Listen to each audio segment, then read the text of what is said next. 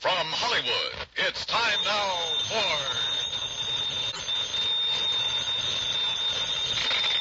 Johnny Dollar. Earl Foreman, Johnny. Hi, Earl. How are things in sunny Florida? I think I'll move to California. What?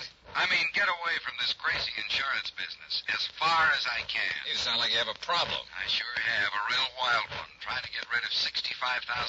That's a problem?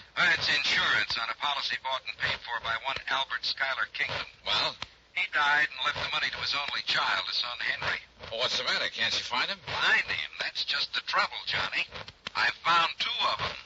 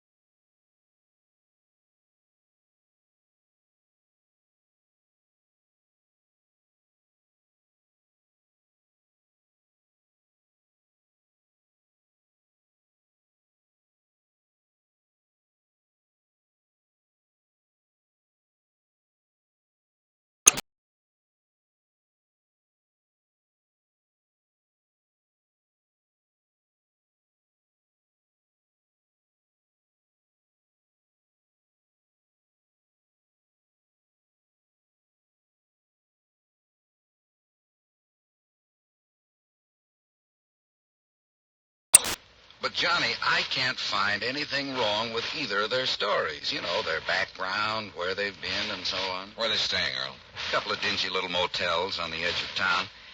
Now, look. Here's the file on them, or rather on the old man. Well, I don't know that that's going to be much help. There's information about not only Kingman, but his wife, who died before him. A lot of miscellaneous information about the boys. I mean, the boy, where he went to school and Sunday school, who his teachers were, the names of some of his friends. There's a lot of stuff here. Well, then, maybe I'd better go through it. Sure. Now, look, it's getting late.